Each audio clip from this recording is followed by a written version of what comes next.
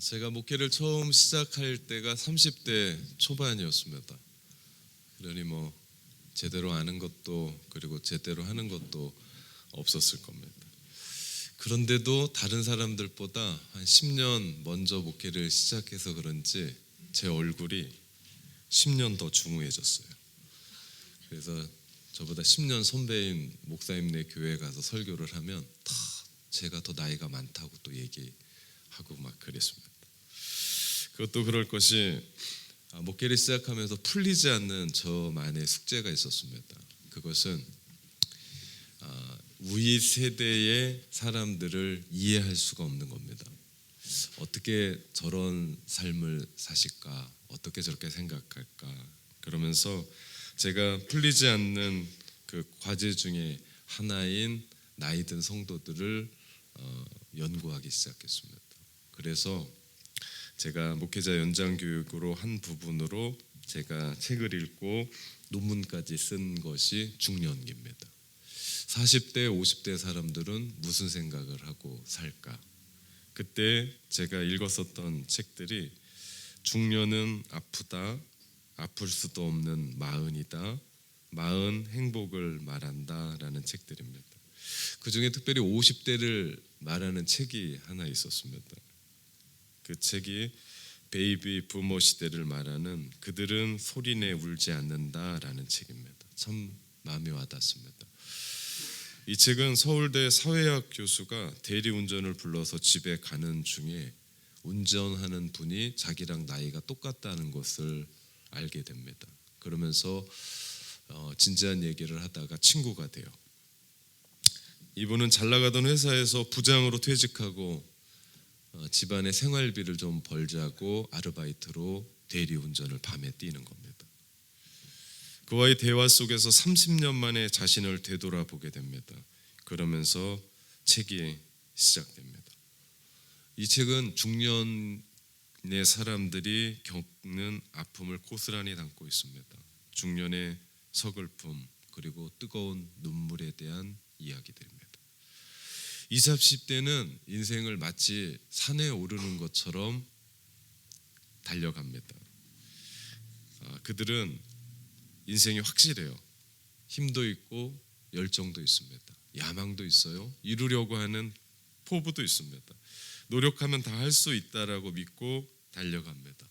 그러기에 두려움도 없고 무서움도 없어요. 뭔가 해내겠다고 하는 불타는 의지도 그들 마음 가운데 있습니다. 그래서 정상을 향해 달려갑니다. 그러다가 40대 50대가 되면 인생이 다르게 보이기 시작해요.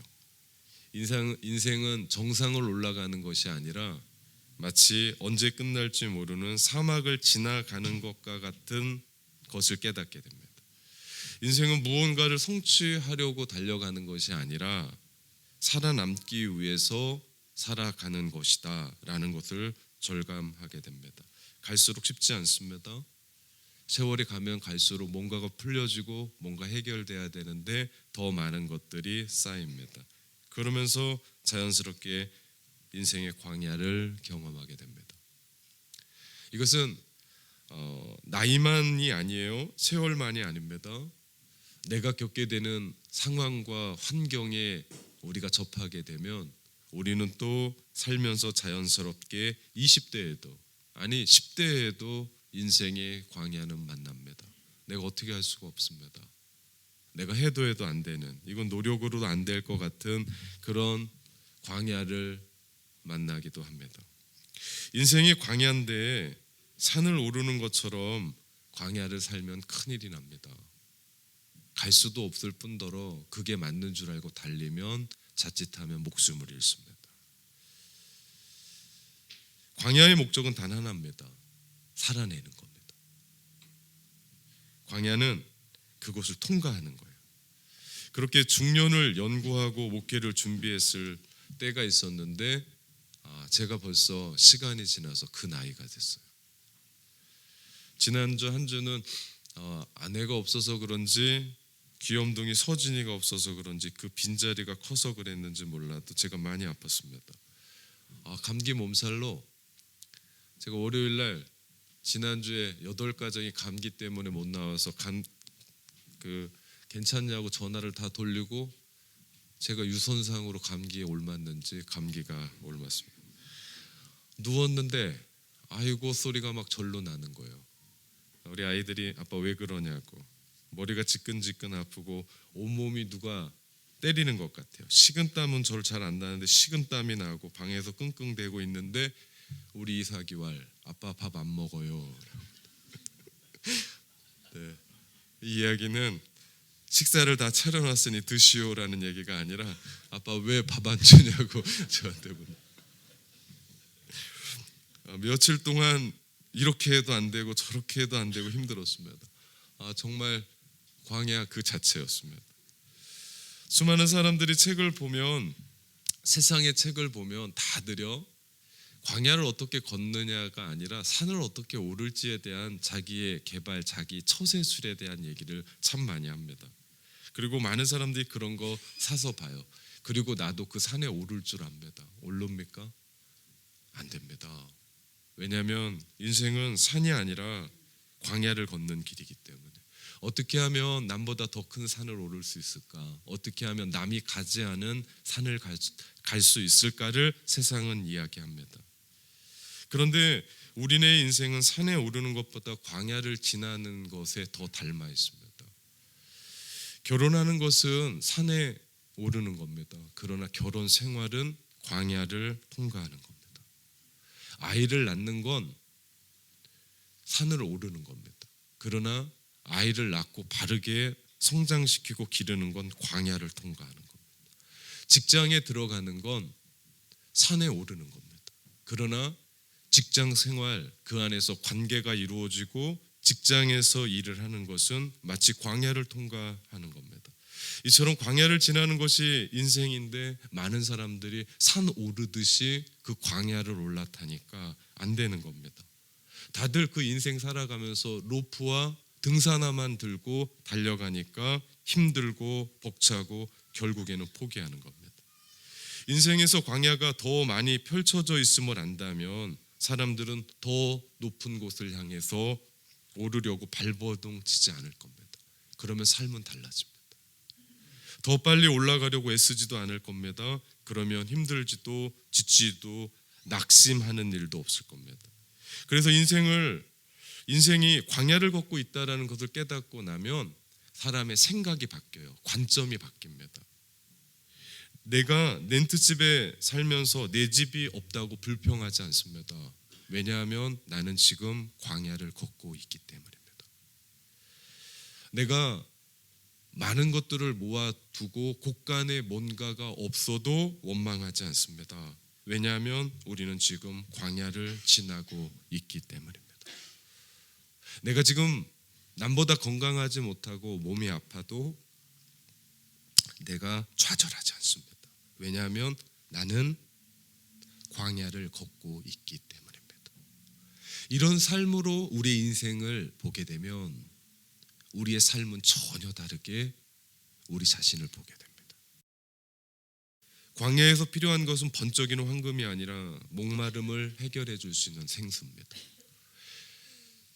이만한 황금 하나를 주더라도 그만한 생수를 받더라도 그렇게 바꿔서 살아야 되는 것이 광야입니다. 생수 한 모금에 감사하며 일용할 양식을 주심에 감사하는 곳, 그곳이 광야입니다. 광야의 목표는 성공이 아닙니다. 광야에서는 그저 살아 그곳을 통과하면 됩니다. 우리는 지금까지 이루어 놓은 일이 없다 할지라도, 목표를 다 이루지 못했고 내가 다 그 일들을 하지 못했을지라도, 심지어는 정상에 오르지 못했다 할지라도 낙심하지 말고 목표가 정상이 아니니 이 광야를 무사히 통과해서 약속의 땅 가나안 땅으로 가면 됩니다.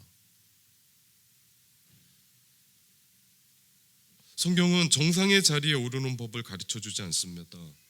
어떻게 하면 우리를 인생의 광야 속에서 그 광야를 통과할 수 있을지, 사막을 무사히 건널 수 있을지를 이야기하는 것이 성경 말씀입니다. 성경에서 말하는 성공은 정상에 오르는 것이 아니라 가나안 땅에 들어가는 거예요. 어떻게 하면 이 인생을 출세하고 성공할 것이 아니라 가나안 땅에 들어가 살 수 있을지를 이야기하는 것이 성경의 말씀입니다. 그렇게 하려면 어떻게 해야 될까요? 오늘은 저는 지난번에 이어서 광야에서 필요한 두 번째 이야기를 나누고자 합니다. 인생의 광야에서 필요한 것이 바로 나침판입니다. 스티브 도나휴라고 하는 사람이 쓴 사막을 건너는 6가지 방법이라고 하는 책이 있습니다. 여기서 첫 번째 언급하는 것이요, 그 내용이 끊임없이 모양이 변하는 모래 사막에서는 지도가 아니라 나침반을 따라가라 라고 얘기합니다. 지도에 보면 모든 것이 다 표시가 되어 있어요. 산과 산맥의 이름, 높낮이, 등고선. 그러나 사막은 이런 게 필요가 없습니다. 왜냐하면 사막에 바람이 한번 불면 이만한 산이 있었는데 그 산이 어디 갔나 없어지고 평지가 되어지고 옆에 또 다른 산이 생깁니다. 이런 일들이 너무나 많기 때문에 광야에서는, 사막에서는 지도가 쓸모가 없습니다. 오직 나침판 있어야 됩니다. 그렇기 때문에 사막에서는 변하지 않는 나침판이 있어야 되죠. 우리 인생에도 마찬가지입니다. 우리 인생이 광야를 살아가는데 남들이 지금까지 다 살아갔었던 그 지도 보면서 이 길로 가면 돈 많이 벌 것이고 이 길로 가면 성공할 것이다라고 얘기합니다. 그런데 그게 통하지가 않는 시대가 됐습니다. 이제는 우리 가운데 변하지 않는 나침판, 영원한 나침판, 우리 인생의 나침판, 그곳에 기준을 두고 우리의 방향을 설정할 때가 되었다라는 거죠. 이제 10년 되면 지금까지는 잘 나갔던 직업이 없어질 것들이 얼마나 많이 나오는지 우리가 깜짝깜짝 놀랄 때가 있습니다. 이제는 그 이상이 될 겁니다. 이스라엘 백성들이 모세와 함께 출애굽해서 가나안을 가면서 40년 광야의 시절을 보냈습니다. 사막에서 혹독한 날씨, 낮에는 너무나 뜨거워요. 밤에는 너무나 춥습니다. 언제 나타날지 모르는 야생 동물들, 거기에다가 사막에는 물 한 방울이 없습니다. 먹을 게 하나가 없어요. 식물 하나가 없습니다. 그렇기 때문에 사막을 건너려면 준비를 잘 해야 됩니다. 먹을 걸 잘 챙겨야 돼요. 마실 물을 잘 챙겨야 돼요. 담요를 덮을 담요가 필수입니다. 그런데 이것보다 더 중요한 것이 한 가지 있는데 그것은 지금 내가 어디로 가느냐는 겁니다. 내 인생이 어려울 수 있습니다. 답이 보이지 않을 수 있습니다. 문제로 말미암아 내가 헷갈릴 때 있습니다. 그리고 울 때 있습니다. 절망의 벽 앞에서 우리가 하소연할 때 있습니다. 그럼에도 불구하고 우리 안에 한 가지 흔들리지 말아야 될 한 가지가 있는데 지금 나는 어디로 가느냐는 겁니다. 방향입니다. 난 지금 어디로 갈 것인가. 인생도 마찬가지예요. 광야를 지날 때 가장 중요한 것은 무엇을 먹느냐, 무엇을 마시느냐가 아닙니다. 중요한 것은 지금 내가 어느 방향으로 가고 있느냐, 맞는 방향이냐라는 것을 우리는 물어야 됩니다. 나침판은 항상 빨간 부분이 북쪽을 향해 가르칩니다. 여지 없습니다. 북쪽을 삼아 내가 어디로 가야 될지를 결정합니다. 우리의 삶에도 필요한 것이 정말 많지만 정말 중요한 것은 우리 안에 변하지 않는 북쪽을 이야기하는 나침판이 필요합니다. 그 나침판이 무엇입니까? 우리 안에 변하지 않아야 됩니다. 항상 북쪽을 이야기해야 됩니다. 우리 인생에 가는 그곳을 방향을 수정할 수 있도록 항상 기준을 맞춰놓고 나아가야 됩니다. 우리 인생의 광야를 거쳐가는 데 있어서 우리 인생의 나침판이 무엇입니까? 그것이 바로 다름 아닌 하나님의 말씀입니다. 이 말씀은 인생 사용 설명서입니다. 우리가 왜 어려운지, 왜 울고 있는지, 왜 힘든지 이 말씀 속에서 우리 가운데 이야기하고 거기에서 끝나지 않습니다. 이 말씀은 우리가 어디로 가야 될지를 이야기합니다. 교육부서 어린 아이들을 설교하고 그 설교로 말미암아 아이들과 함께 놀이합니다. 창작합니다. 그래서 아이들이 뭔가 이렇게 들고 오잖아요. 만들어서. 그거 그냥 있는 게 아니에요. 설교와 그리고 그 설교가 화요일 날 나가면 그것을 선생님들이 아이디어를 짜서 활동을 만들어요. 어떻게 하면 하나님의 말씀을 이들이 활동할 수 있을까? 그리고 나서 아이들이 붙여오는 거예요. 나는 하나님을 사랑합니다. 나는 말씀대로 살아갈 겁니다. 이런 모든 부분이 들었던 말씀을 가지고 아이들이 그렇게 움직여가는 겁니다. AOC 청소년부는 어떻습니까? 아이들이 이북을 사서 아이들이 영어로 큐티합니다. 우리 예멘과 FOG들은 그 셀별로 양육해요. 하나님의 말씀으로 그렇게 양육합니다. 왜 그렇게 얘기합니까? 바로 성경의 기준으로 인생의 방향을 붙잡고 나가기 위해서요. 우리 온 교회가 함께 힘을 합해서 성경을 읽습니다. 그냥 1년에 한 번 성경을 일독하고 그렇게 끝나자는 게 아니에요. 제자 훈련도 합니다. 우리 이 모든 것들이 우리의 인생의 나침판을 이야기하죠. 북쪽을 이야기하죠. 그리고 우리가 가야 될 방향을 제시하죠. 여러분은 얼마나 성경을 자주 읽습니까? 그 나침판대로, 그 방향대로 여러분이 움직여 나갑니까? 아니면 상관없이 살아갑니까? 생각해 봐야 됩니다. 방향이 틀리면 아무리 잘 나가고 아무리 잘 되고 아무리 많은 것을 벌고 아무리 열심히 노력해도 방향이 틀리면 아무것도 아닙니다. 다 쓸모가 없는 겁니다. 목적지가 틀렸고 방향이 틀렸기 때문입니다. 우리가 지금 열심히 일하는 것 좋습니다. 열심히 뭔가 하는 것 좋습니다. 돈 많이 버는 것 좋습니다. 그런데 정말 맞는 방향으로 가느냐?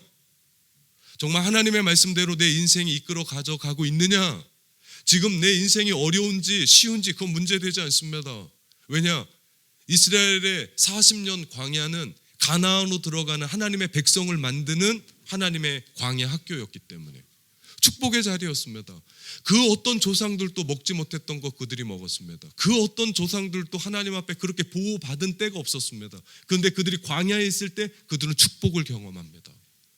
그들은 광야에 있을 때 하나님을 경험합니다. 하나님을 바라봅니다. 하나님의 보호하심을 경험합니다. 그리고 말씀대로 그 삶을 이루어 갑니다. 성경은 이야기합니다. 이사야 40장 8절에 푸른 마르고 꽃은 시드나 우리 하나님의 말씀은 영원히 서리라. 모든 것이 변합니다. 모든 것이 없어집니다. 그런데 하나님의 말씀은 변함이 없습니다. 변함이 없는 하나님의 말씀에 우리의 인생을 걸 때, 변함이 없는 하나님의 말씀에 우리의 인생의 기준을 삼고 그 기준으로 우리의 인생의 방향을 만들어 갈 때 우리의 인생은 그 광야에서 바른 길 걸어가게 될 줄 믿습니다. 예수님은 산상수훈에서 우리 가운데 이렇게 말씀하십니다. 마태복음 5장 28절 진실로 너에게 이르노니 천지가 없어지기 전에 율법의 1.1획도 결코 없어지지 아니하고 다 이루리라. 모든 것이 다 이루리라고 말씀합니다. 세상 모든 것을 변합니다. 여러분 변하지 않는 것이 있습니까? 모든 것이 변합니다. 요즘은 강산이 10년이면 변한다고 얘기하는데 그것도 옛말입니다. 요즘은요 1, 2년만 해도 세상이 다 변해요. 얼마나 빠른지 모릅니다. 스마트한 시대에 살고 있다 보니까 삶의 모든 것이 다 변합니다. 그러나 결코 변하지 않는 진리의 말씀, 하나님의 말씀, 우리가 이 말씀 따라가야 돼요. 하나님 우리 가운데 복 주시겠다고 말씀하셨던 이 말씀 따라갈 때만 우리 인생 가운데 광야도 통과하게 되고 그 광야를 통해서 하나님께서 우리 가운데 주시는 은혜를 받게 되고 내가 그 속에서 하나님이 누구신지를 잠잠히 바라보고 그분의 은혜 가운데 걸어 나가게 될 때 결국 우리의 인생의 길은 열리게 될 줄 믿습니다. 광야는 건너가야 되는데 그 길이 가나안이 아니라면, 우리가 광야는 통과하는데 그 길이 끝이 가나안이 아니고 애굽이라면, 그 이스라엘 백성들이 나와서 모세를 얼마나 원망했는지 모릅니다. 고기가 없다는 겁니다. 물이 없다는 겁니다. 먹을 게 없다는 겁니다.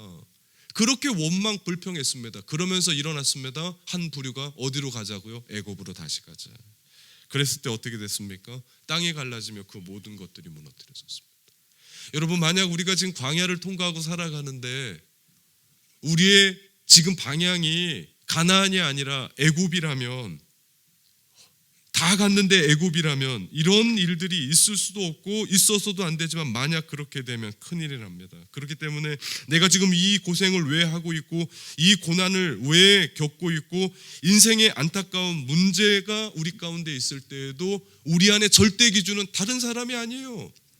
남편의 이야기가 아니에요. 아내의 이야기가 아닙니다. 자식의 이야기가 아니에요. 하나님의 말씀이 우리 가운데 들려주시는 그 말씀의 그 방향대로 눈물이 나도, 내 이성과 맞지 않아도, 내가 지금까지 살아왔었던 합리적인 생각과 달라도 하나님이 우리 가운데 말씀하시면 이 말씀 앞에 제대로의 방향을 붙잡고 그 말씀으로 기준 삼아서 나아갈 때 결국 우리는 이 광야를 통과하고 주님이 말씀하시는 가나안에 서게 됩니다. 많은 사람들이 오늘 삶을 살아가는데 feel을 많이 생각해요. feel이 꽂히면, 그것이 통하면 선택을 합니다. 내 느낌과 내 감정대로 많은 것들을 살아가요. 지금도 그런 사람이 있을지 몰라요. 내 생각, 내 느낌, 내 고집. 근데 이거 붙잡고 살면 안 됩니다. 한두 번은 맞거든요. 전혀 맞지 않지 않아요? 한두 번은 맞아요. 그러니까 사람들이 도박해요. 한두 번 맞은 걸로 늘 맞을 거라고 생각합니다. 그렇지 않습니다. 내 느낌과 내 감정과 내 생각과 내 고집은 늘 변해요.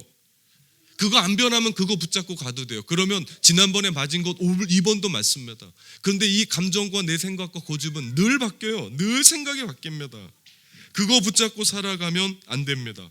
오직 하나님의 말씀, 이 말씀 붙잡고 방향을 붙잡고 살아갈 때 우리는 이 말씀의 능력을 경험하게 되죠. 하나님 말씀 위에 굳게 서서 우리의 인생을 인도해 가면 우리는 실패하지 않습니다. 여호와는 나의 목자시니 내가 부족함이 없으리라고 말씀하셨던 다윗의 고백처럼 내가 하나님이 나의 목자 되셔서 이 말씀 그대로를 인도하게 될 때 우리 인생은 부족함이 없는 인생이 될 겁니다. 하나님은 실수하지 않으세요. 그렇기 때문에 내가 지금 어렵고 힘들지만 내가 이 말씀 그대로를 붙잡고 살아갈 때 진리이신 그 말씀이 우리를 진리로 이끌어 가실 겁니다. 성경을 다른 말로 말하면 제가 AOC 청소년들에게 큐티하면서 이야기하는 것 중에 하나입니다. 성경은 인생 사용 설명서다. 집 하나 짓는데도 도면이 필요한데 인생이 살아가는데 도면이 없겠냐? 그 도면이 바로 하나님의 말씀이다. 왜 이렇게 두껍냐? 인생이 복잡하기 때문이다. 이 말씀 속에서 너희가 하나님의 말씀 붙잡고 그 인생을 움직여갈 때 그 인생은 승리할 수 있다라고 가르칩니다. 이게 AOC 청소년뿐이겠습니까? 우리 작년의 세계는 아니겠습니까? 아니요. 이대로 살아가면 인생의 광야를 만나도 문제되지 않습니다. 인생에 끝없이 펼쳐지는 사막이 있어도 문제되지 않습니다. 문제 앞에서 울고 있는 나 때문에 문제되는 것은 없습니다. 왜? 하나님의 말씀이 우리를 이끌어가고 그 속에서 내가 하나님을 만나기에 그 광야는 축복의 장소가 되어질 줄 믿기에.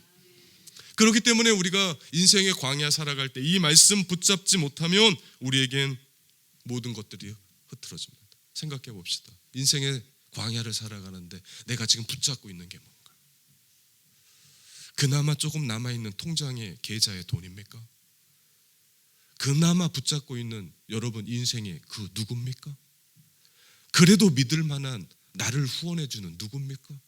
아니면 지금 내 안에 변치 않는 한 가지 붙잡고 있다라면 그것이 하나님의 유일하신 방향을 이야기하는 하나님의 말씀입니까? 전 여러분을 축복합니다.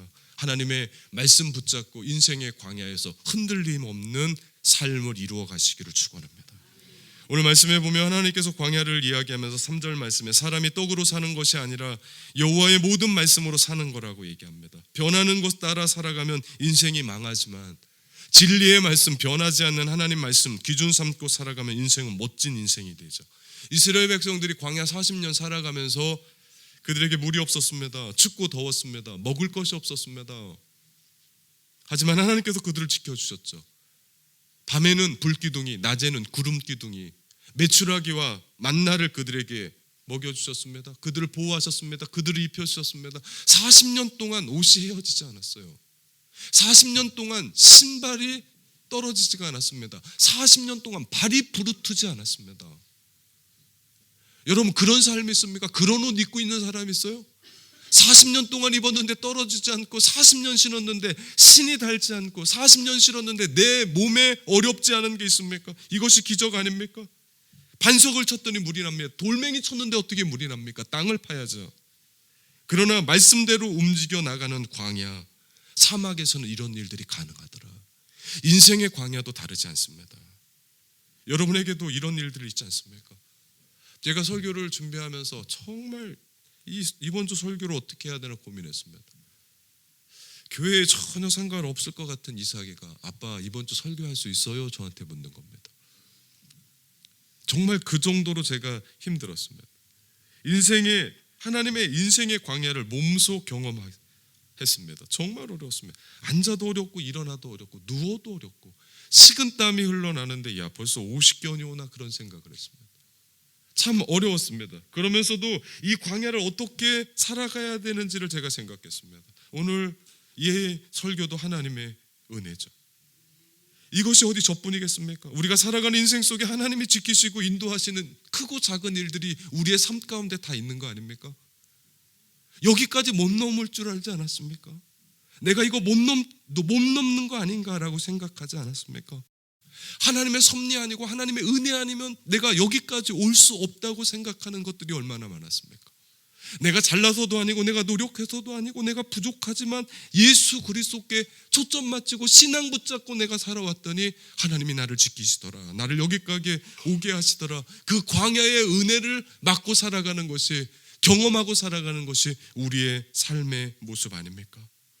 하나님은 이스라엘의 출애굽의 광야 40년을 보면서 오늘을 살아가는 우리에게 말씀하시는 것 다르지 않습니다. 당장 먹고 사는 것, 마실 것, 소유와 유행, 물질, 남들 다 하는 것, 화려한 것들, 주변의 것들 따라가지 말고 오직 하나님의 말씀 따라가면 그 인생의 광야에서 하나님의 기적과 하나님의 능력을 맛보리라 우리 가운데 말씀하십니다. 말씀 따라가야 됩니다. 이 말씀 따라가야 우리 가운데 남는 게 있습니다. 이 말씀 따라가야 울어도 우리 가운데 남는 게 있지, 이 말씀 없이 그냥 내 인생 살아가면 인생이 삼류 심파극밖에 안 돼요. 울다가 끝나는 인생밖에 되지 않습니다. 그렇지만 내가 울어도, 내가 몸이 아파도, 내가 힘이 들어도, 인생에 문제 있어도 하나님의 말씀 하나 붙잡고 살아갈 때 하나님께서 우리 가운데 복 주실 줄 믿습니다. 인도하시고 지키시고 하나님이 하나님 되시는 것을 우리 가운데 보여주시죠. 하나님의 말씀으로 인생의 방향을 잡고 기준을 붙잡고 살아가십시오.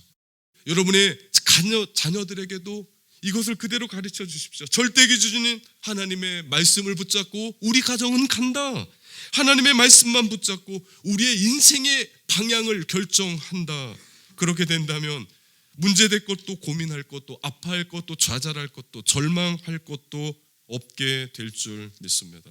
그럴 때 하나님께서 우리 인생을 불기둥과 구름기둥으로 인도하실 것이고 만나와 메추라기로 채워주실 것이고 반석을 칠 때 샘물이 터져나와 그것이 여러분 가운데 되어질 것이기 때문에 광야는, 인생의 광야는 여러분에게 축복이 될 줄 믿습니다. 말씀으로 돌아갑시다.